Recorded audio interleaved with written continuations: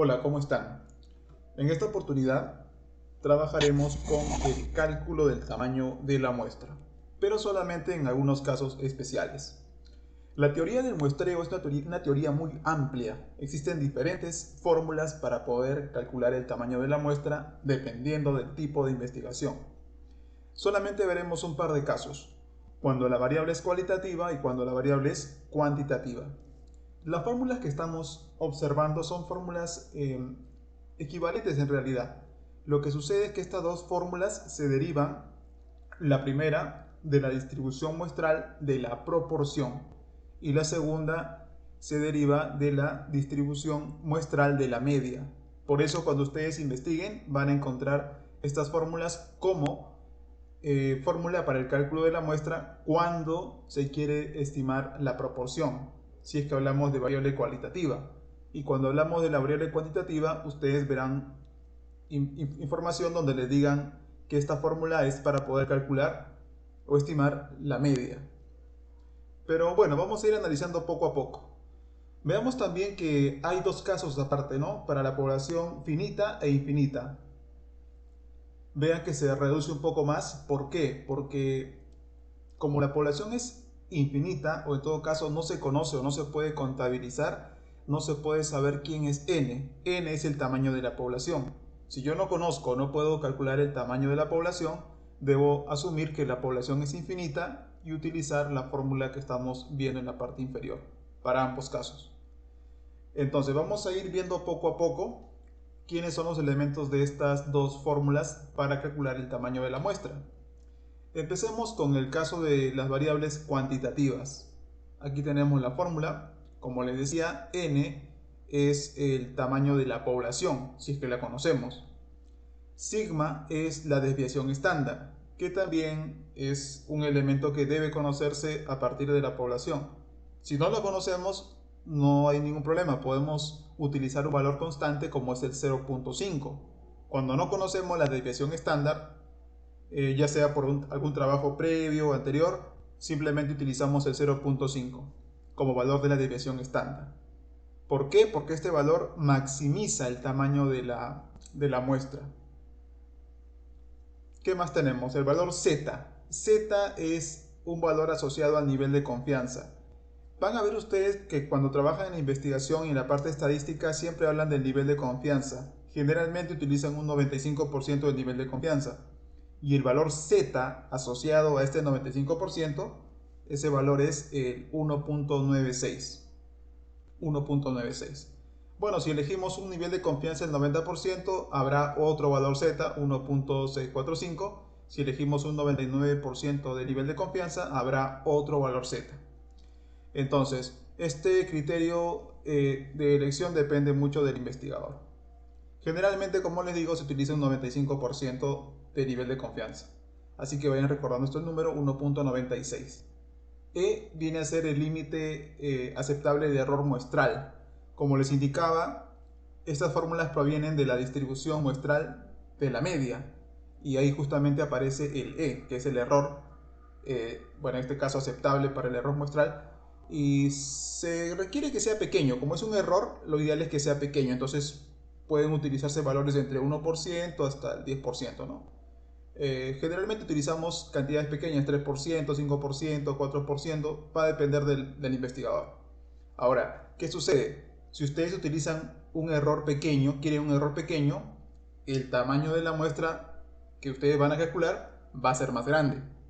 Si ustedes eligen un error, por ejemplo, de un 10%, el tamaño de la muestra que van a obtener será más pequeño. ¿Y esto a qué se debe? Se debe a que ustedes, cuando quieren calcular un tamaño de muestra, lo ideal es que sea lo más grande posible. Claro, inclusive lo más ideal todavía es que ustedes puedan trabajar con toda la población, pero por cuestiones de factibilidad, si es que no se puede, utilizan muestras. Entonces lo que se desea es que la muestra sea lo más grande posible para que sea más significativos los resultados. Bien, entonces el investigador también elige el error.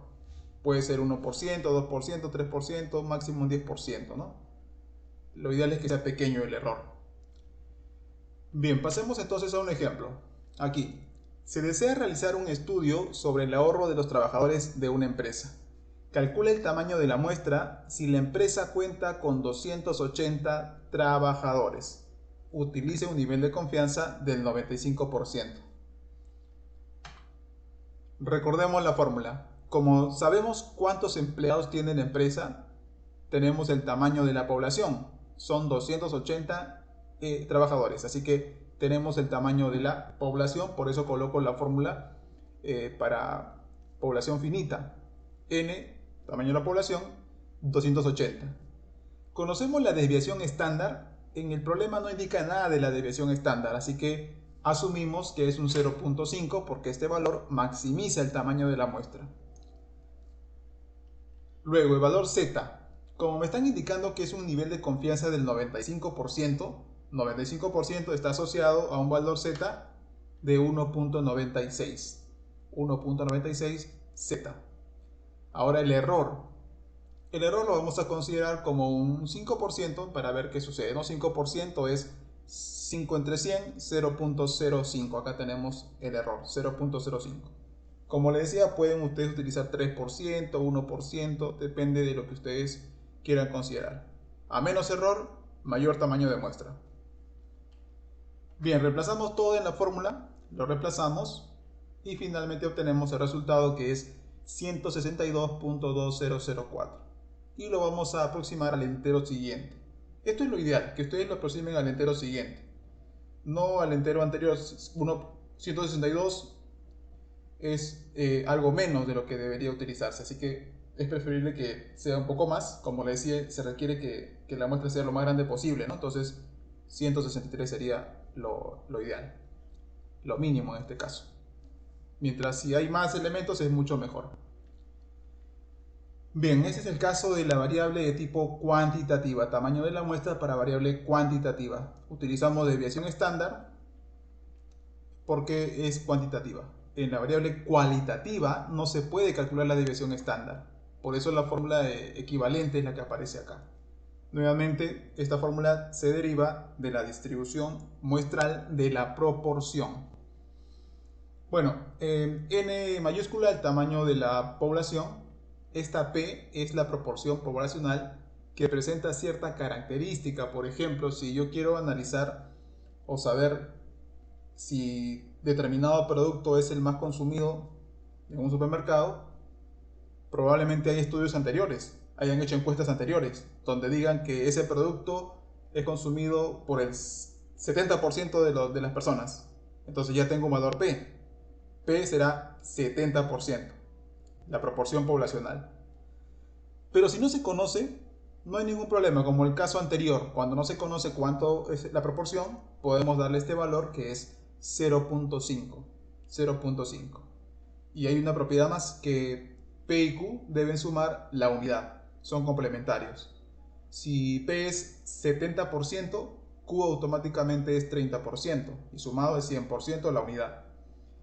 Bueno, si no conocemos P, automáticamente decimos que es 0.5. ¿Por qué 0.5? Porque es el valor que maximiza el tamaño de la muestra. Veamos un ejemplo. En una investigación del año 2020 sobre el consumo de productos orgánicos, se encontró que el 40% de las personas consumían este tipo de productos. Este año se desea verificar esa proporción en una institución que se compone de 240 personas. Estime el tamaño de la muestra con un nivel de confianza del 90%. Bien, estamos frente a una variable de tipo cualitativa. Estamos viendo el consumo de productos orgánicos y conocemos una proporción, el 40%. Este es un estudio previo, porque estamos en 2021. Esto es del 2020, entonces vamos a ver, utilizando esta proporción, que sería P, bueno, el tamaño de la población, 240 personas. El P es 0.4, 40%, 0.4. Por lo tanto, Q ya se sabe cuánto vale, es el complemento. 40%, su complemento para llegar a 100 sería 100%, sería el... ¿qué pasó aquí? Bueno, 0.6, Z%. Z 1.645, ¿a qué se debe este valor Z? A que el nivel de confianza es de 90%, 90%. Por lo tanto, el valor asociado es 1.645. Esto lo veíamos en la tabla anterior. El error que estoy asumiendo, que se está asumiendo en este caso, he considerado un 10%, para ver qué sucede cuando el error es más grande. Entonces, error 0.1, ahí está, 10%.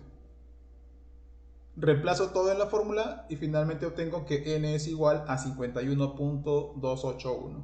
Tamaño de la muestra aproximadamente 52 personas.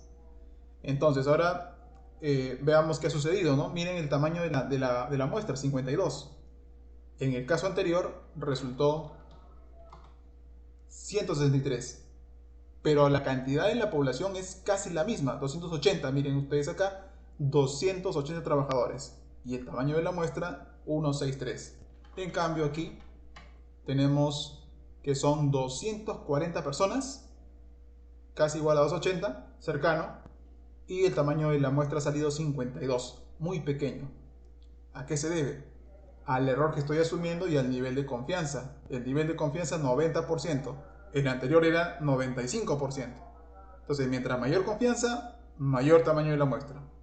Aquí, en cambio, el error es inverso, ¿no? Si asumo más error, el tamaño de la muestra es pequeño.